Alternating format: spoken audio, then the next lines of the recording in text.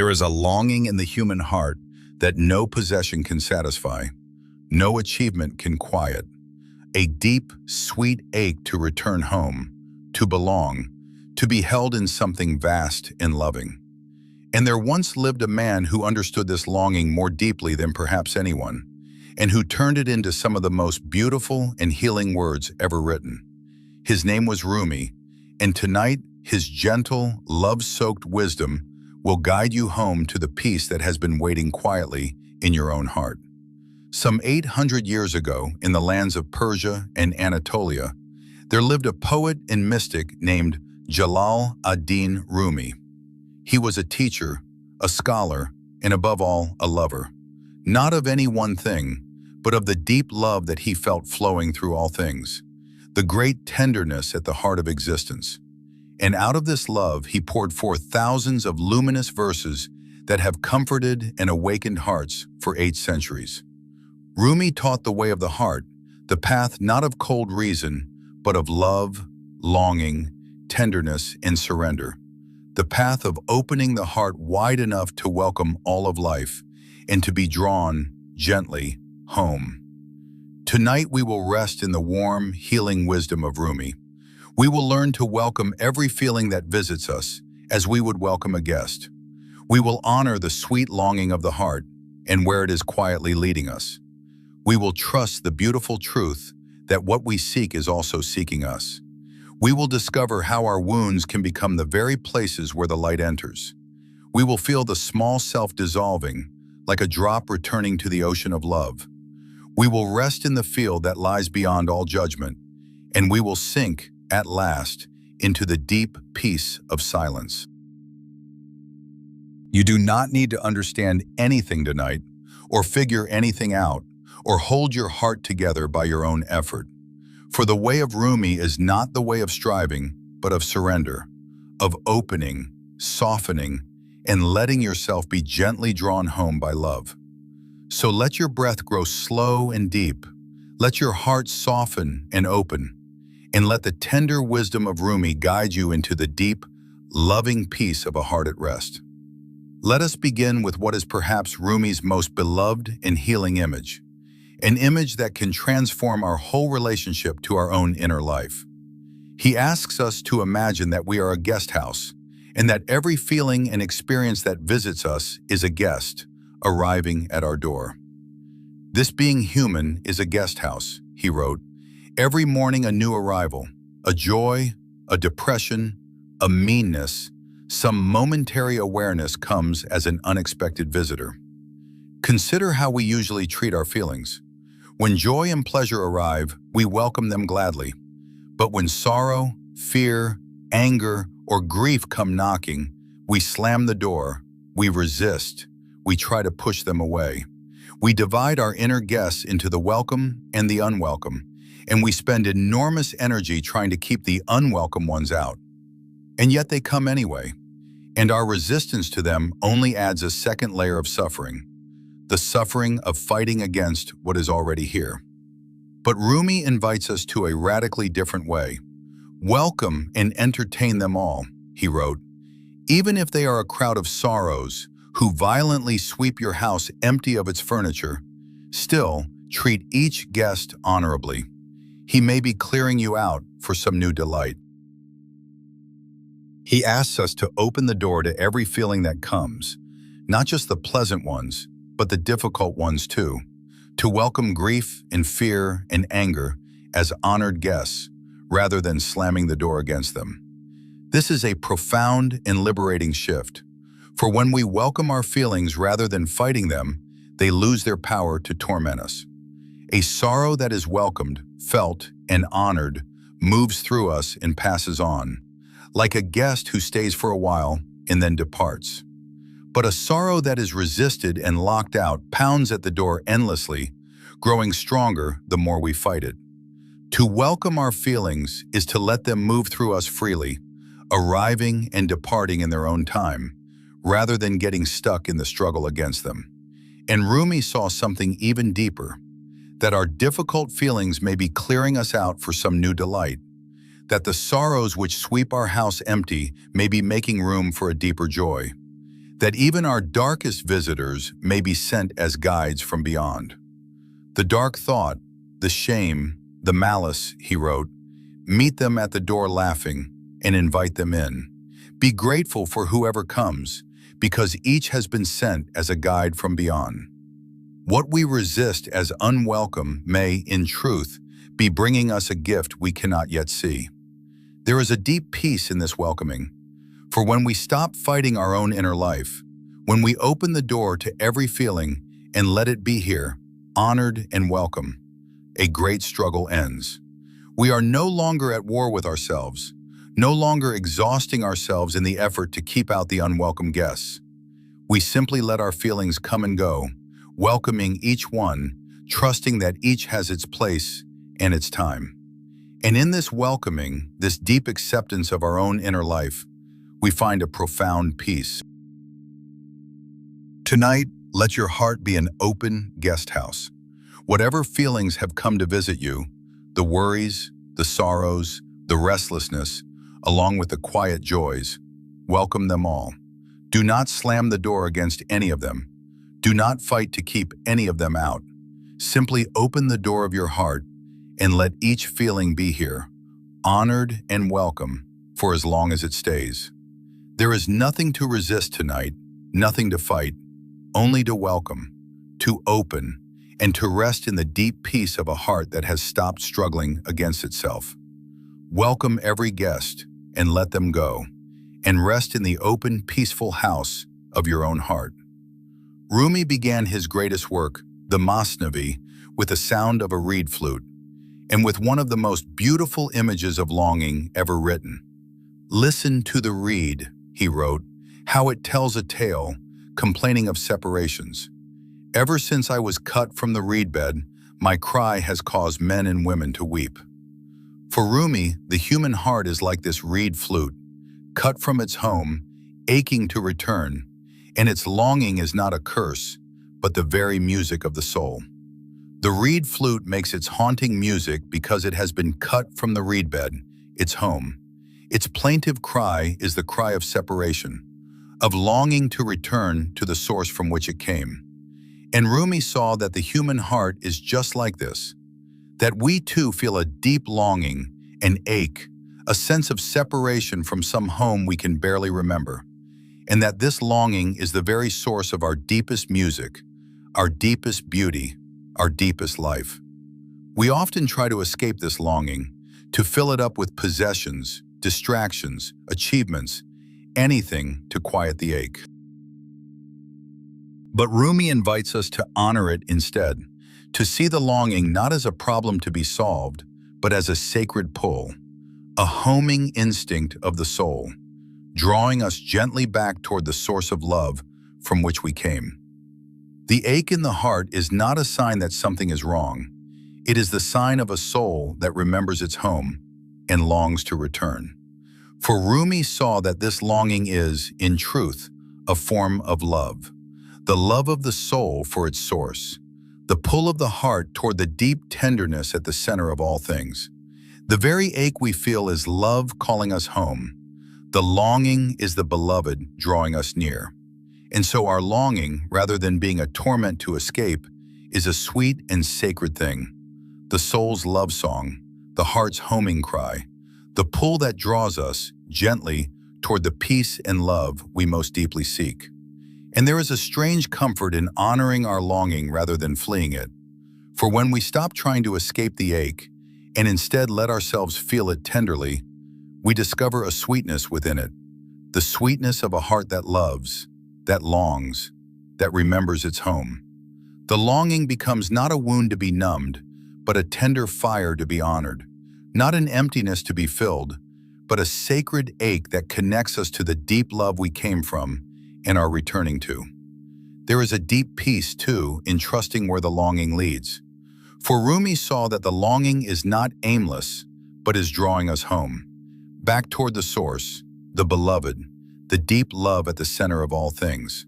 We do not need to know exactly where we are going. We need only to trust the pull of the heart, to let ourselves be drawn by the sweet longing, knowing that it is leading us home.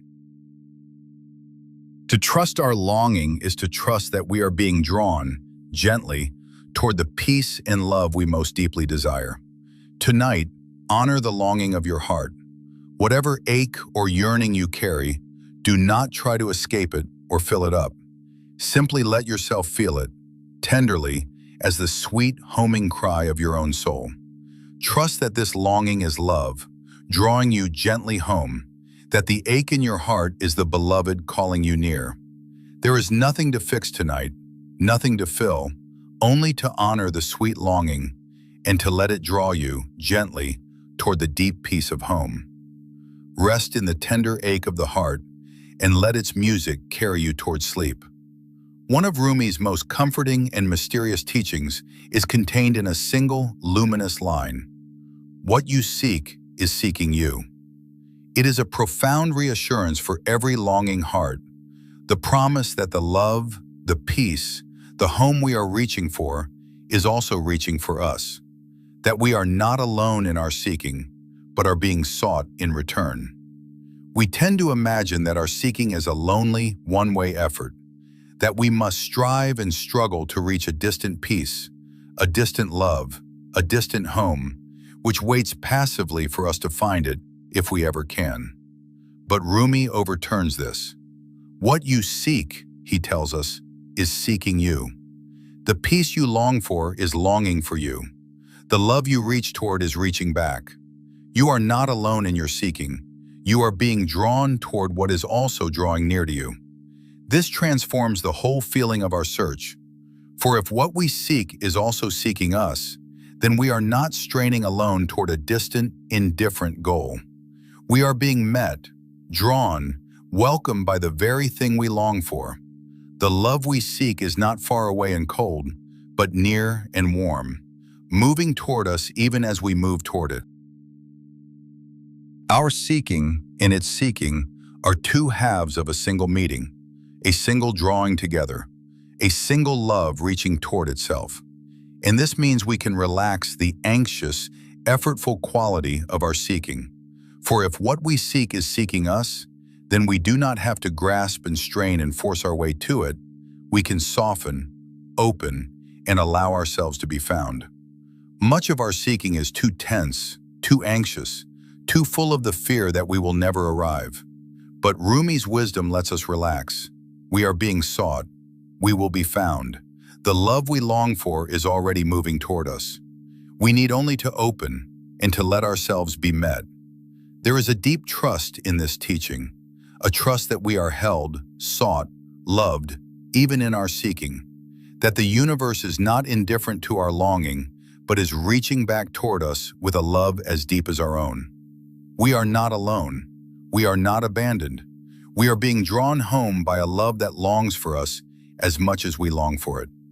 To rest in this trust is to feel ourselves held and sought, even in the midst of our reaching. And there is a beautiful reciprocity here, a sense that love flows in both directions, that the longing in our heart is answered by a longing that reaches for us, that our seeking is met by a seeking. We are not calling out into an empty void. We are calling to a love that calls back, reaching toward a home that reaches for us. This reciprocity dissolves the loneliness of the search and fills it instead with the warmth of a mutual drawing near. Tonight, rest in the truth that what you seek is seeking you. The peace you long for is longing for you. The love you reach toward is reaching back. You are being sought even as you seek. You do not need to strain or grasp tonight. You can simply soften, open, and let yourself be found. There is nothing to chase tonight, nothing to force, only to open and to let the love you seek draw near to you. Rest in the warmth of being sought and let it carry you gently towards sleep. Rumi offered one of the most healing insights ever spoken about our pain and our brokenness, a truth that can transform how we hold our own wounds. The wound, he wrote, is the place where the light enters you. For Rumi saw that our broken places, our sorrows, our wounds, are not only sources of pain, but can become the very openings through which light and love and grace pour in. We tend to see our wounds as pure misfortune, as damage, as brokenness, as something to be hidden or ashamed of. We wish we were whole and unbroken, untouched by pain. But Rumi invites us to see our wounds differently, as openings, as places where our hard shell has been broken through, where the light can now enter. The very places where we have been hurt, where we have been broken open, may become the places where grace and love and light pour into us most deeply. For an unbroken shell lets in no light. It is often through our wounds, through the breaking of our defenses, the cracking of our hard protective shell, that we are open to something deeper, to compassion, to humility, to tenderness, to grace. The heart that has been broken is often the heart that has been broken open, opened to a deeper love, a deeper compassion, a deeper connection to others and to the divine. Our wounds, painful as they are, may be the very openings through which our deepest growth and grace arrive. This does not mean we should seek out pain or pretend that our wounds do not hurt. It means that even in our pain, even in our brokenness, there is the possibility of light, that our wounds need not be only sources of suffering, but may become openings for grace. The very place where we have been hurt may become the place where we are most opened, most deepened, most filled with light. And this transforms how we hold our pain, not as pure damage, but as a place of possible opening. And Rumi saw that our wounds connect us to one another, for it is often through our shared brokenness, our common wounds, that we touch each other most deeply, that we feel compassion, that we recognize ourselves in another's pain, that we are drawn together in tenderness. The wounds we might be ashamed of are often the very places where we connect most deeply with other broken, tender, human hearts. Our brokenness, shared, becomes a bridge of compassion between us.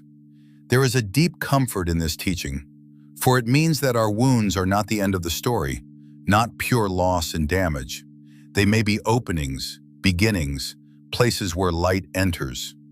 We can hold our own wounds with more tenderness, more hope, knowing that even here, even in our brokenness, light may be entering, that our very wounds may be deepening us, opening us, filling us with a grace that an unbroken heart could never know.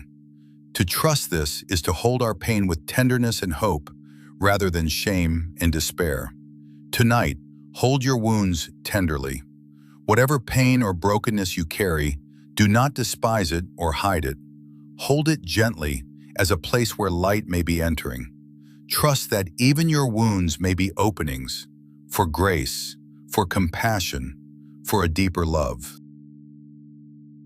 There is nothing to be ashamed of tonight, nothing to hide, only to hold your tender, broken places gently and to trust that the light is entering, even there. Rest in the tender trust that your wounds are openings and let the light enter as you drift towards sleep. At the heart of Rumi's mysticism lies a vision of profound union, a dissolving of the small, separate self into the vast ocean of love from which it came. He captured it in a luminous image, the drop of water in the ocean. "You are not a drop in the ocean," he wrote. "You are the entire ocean in a drop." And in another verse, he spoke of the drop's deepest longing, to fall into the sea and to find, in that falling, not its end, but its fulfillment. We tend to experience ourselves as separate drops, small, isolated selves, each one alone, cut off from the vast whole. And this sense of separateness is the source of much of our loneliness, our fear, our anxious grasping.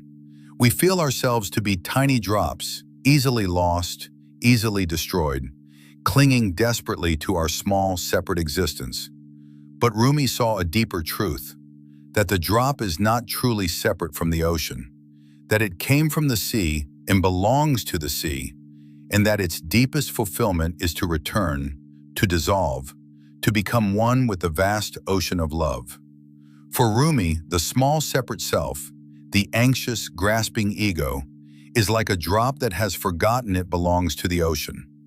And the path of love is the path of the drop returning to the sea, the dissolving of the small self into the vast ocean of love, the letting go of our anxious separateness, the merging back into the great tenderness from which we came. This dissolving is not a loss, but a homecoming, not a death, but a fulfillment. The drop finding, at last, its true home in the boundless sea. There is a deep peace in this letting go of separateness, for so much of our suffering comes from clinging to our small separate self, defending it, grasping for it, terrified of losing it. But when we relax this anxious clinging, when we let the small self soften and dissolve into the larger love, a profound peace descends. We are no longer isolated drops, clinging fearfully to our separateness. We are the ocean, vast and whole, in which every drop belongs. To dissolve into this larger love is to find the peace of belonging, the peace of coming home. And Rumi's image cuts both ways in a beautiful paradox. For we are not only a drop returning to the ocean, we are also, he says, the entire ocean in a drop. The whole vast love is present within us, in each small drop. The ocean is not only around us, but within us. We do not have to travel far to find the sea. It is here, within our own hearts, the whole ocean present in our single drop. To know this is to feel the vastness of love within our own small self, the whole sea contained in the drop of our own heart. There is a deep comfort in this vision of union, for it means we are never truly alone, never truly separate, never truly lost. We belong to the vast ocean of love. We came from it and return to it, and it is present within us even now. Our small separate self is held within and made of a boundless love. To rest in this is to feel ourselves held, belonging, at home in the great sea of love from which we came and to which we return. Tonight, let your small separate self soften and dissolve. Release the anxious clinging to your separateness. Let yourself merge gently into the vast ocean of love that holds you and is within you. You are not an isolated drop, alone and afraid. You are held in a boundless sea of love, and that whole sea is within your own heart. There is nothing to cling to tonight, nothing to defend, only to dissolve gently into the great ocean of love, and to rest in the peace of belonging. Let the drop return to the sea, and let the vast love carry you towards sleep. Rumi gave us one of the most spacious and liberating images in all of spiritual literature, an invitation to a place beyond all our anxious judging and dividing. Out beyond ideas of wrongdoing and right-doing, he wrote, there is a field. I'll meet you there. For Rumi saw that so much of our suffering comes from our endless judging of ourselves, of others, of life, and that a deep peace waits in the open field that lies beyond all judgment. We live so much of our lives in the realm of judgment, dividing everything into right and wrong, good and bad, success and failure, judging ourselves harshly for our faults, judging others for theirs, measuring everything against our ideas of how it should be. And this endless judging is exhausting and painful. We are forever at war with our own imperfections, with others' failings, with a life that never quite matches our ideas of how it should be. The judging mind is a restless, unhappy mind. But Rumi points to a field beyond all this, a spacious openness beyond our ideas of right and wrong, beyond our endless judging and dividing. It is a place of pure acceptance, pure openness, pure love, where the anxious, judging mind falls silent and we simply meet ourselves, others, life, with open, unjudging tenderness. I'll meet you there, he says. In that open field, beyond all judgment, we can meet one another and ourselves and life itself in pure and gentle love. There is profound peace in this field beyond judgment. For when we lay down our endless judging, when we stop measuring ourselves and others against our ideas of right and wrong, and simply meet what is with open acceptance, a great weight lifts. We are no longer at war with our own imperfections, no longer condemning ourselves and others, no longer straining against a life that does not match our ideas. We simply rest in the open field, in pure and gentle acceptance of what is. This is the peace of the unjudging heart. And this field is especially healing for our relationship with ourselves, for we are often our own harshest judges, condemning ourselves for our faults, our failures, our imperfections, carrying a heavy burden of self-judgment. But in Rumi's field, beyond right and wrong, we can lay this burden down. We can meet ourselves with the same open tenderness we would offer a beloved friend. We can stop condemning ourselves and simply rest in gentle self-acceptance. To meet ourselves in that open field is to find a deep and healing peace. And there, beyond judgment, we can also truly meet one another. For our judgments so often divide us, from others and even from those we love. But in the open field beyond right and wrong, the judgments fall away, and we can meet each other in pure openness, pure acceptance, pure love. I'll meet you there, Rumi says, in that field where all judgment dissolves and only love remains. It is the meeting place of open hearts, beyond all that divides them. Tonight, let yourself rest in the field beyond judgment. Lay down your endless judging of yourself, of others, of your day and your life. Stop measuring everything against your ideas of right and wrong, and simply meet what is with open, gentle acceptance. Above all, lay down the harsh judgment of yourself. Meet yourself tonight with pure tenderness.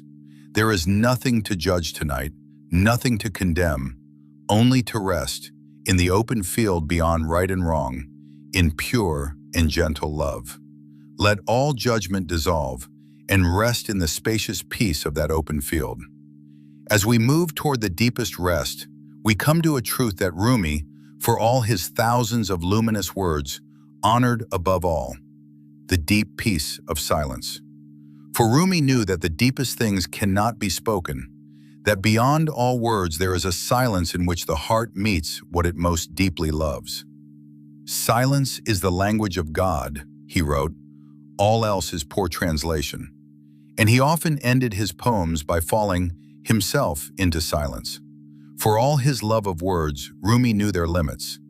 The deepest realities, love, union, the divine, the peace at the heart of things, cannot truly be captured in words. They can only be pointed toward, gestured at, and then entered in silence. Words are beautiful, but they are the finger pointing at the moon, not the moon itself. The deepest truth is found not in the words, but in the silence beyond them, where the heart rests in what words can only hint at. And Rumi saw that this silence is not empty, but full of presence, full of love, full of the deep peace that words disturb.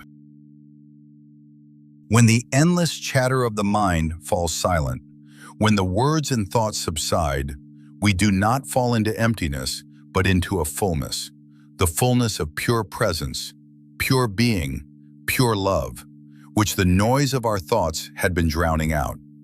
The silence is where the heart meets its beloved, beyond all words, where we rest in the deep peace that lies beneath all our thinking.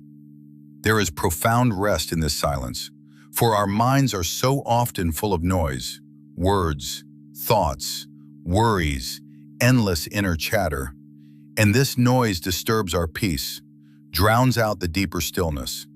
But when the words fall silent, when the inner chatter subsides, we sink into a deep peace, a rich silence, in which the heart rests in pure presence.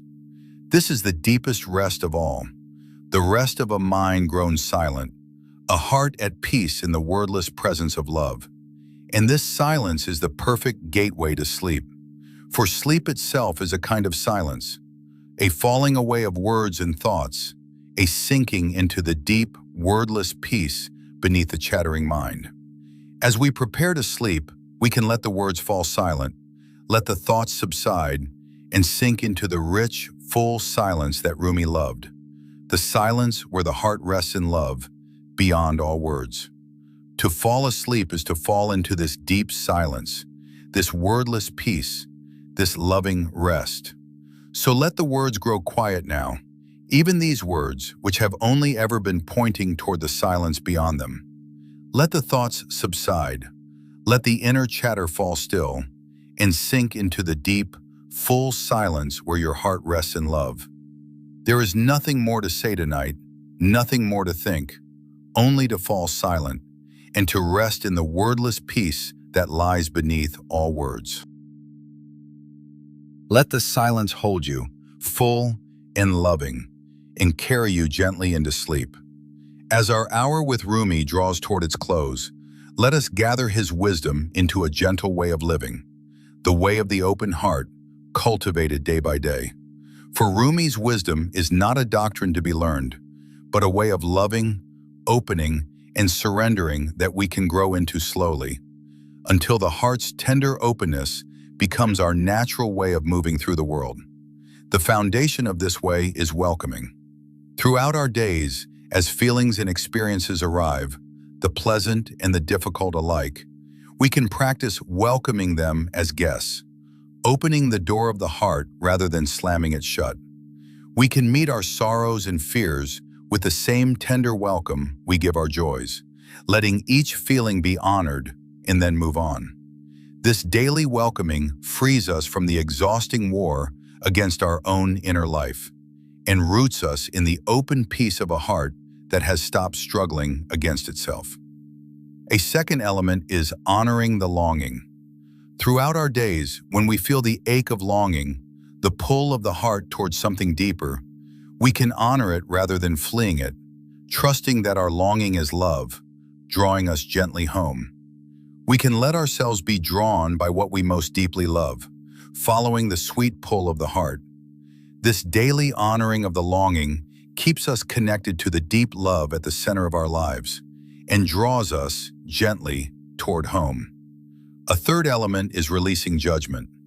Throughout our days, when we find ourselves judging ourselves, others, life, we can practice laying the judgment down and meeting what is with open acceptance instead. We can step into Rumi's field beyond right and wrong, again and again, meeting ourselves and others with tenderness rather than condemnation. This daily release of judgment frees us from the exhausting war of the judging mind and roots us in the spacious peace of the open, accepting heart. And a fourth element is returning to silence. Throughout our days, amid all the noise and chatter, we can return, again and again, to the deep silence beneath the words, taking quiet moments to let the inner chatter subside, to rest in the wordless presence of love. This daily returning to silence roots us in the deep peace that lies beneath all our thinking, the rich silence where the heart rests in love. The beauty of this way of living is that it opens the heart wider and wider until it can welcome all of life with love. For it roots our peace not in controlling or judging or grasping, but in welcoming, honoring, releasing, and surrendering, in the tender openness of a heart that has learned to love. Whatever comes, we can welcome it as a guest, honor the longing it stirs, release our judgment of it, and rest in the silence beneath it, and find in this open-hearted way of being a deep and loving peace. And tonight, in resting, you are already living this wisdom. By welcoming your feelings, honoring your longing, releasing your judgments, and sinking into silence, you are living the way of the open heart that Rumi taught. Let this restful night be part of your practice, a welcoming, an honoring, a releasing, a returning to the deep silence where the heart rests in love. So we have spent this hour with the warm and luminous wisdom of Rumi, the poet of the open heart, the mystic of love and longing. We have welcomed every feeling as a guest in the house of the heart. We have honored the sweet longing that draws us home. We have trusted that what we seek is seeking us. We have held our wounds as openings for the light. We have let the small self dissolve into the ocean of love. We have rested in the field beyond right and wrong, and we have sunk into the deep peace of silence. But if you keep only one thing from tonight, let it be this tender truth, that you do not have to hold your heart together by your own effort or fight your way to peace. You need only to open, to welcome what comes, to honor your longing, to release your judgment, to let your small self dissolve into the vast love that holds you and is within you. For the way of Rumi is not the way of striving, but of surrender. Not the way of grasping, but of opening. Not the way of the anxious mind, but of the tender, loving heart. And that heart, opened wide, finds itself already home, already held, already loved. The night has grown deep, and there is nothing left to do but open the heart and rest. Welcome whatever feelings remain and let them go. Honor the sweet longing and let it draw you home. Release every judgment and rest in the open field. Let your small self dissolve into the ocean of love. There is nothing to strive for tonight, nothing to figure out, nothing to hold together, only to open, to soften, to surrender, and to let yourself be gently drawn home by love. Open your heart and let the vast love carry you into sleep. Thank you for spending this hour with the wisdom of Rumi. If it has opened your heart, return to it whenever you feel closed or lost or far from home. And let the poet of love remind you, again and again, to open, to welcome, and to let yourself be drawn home.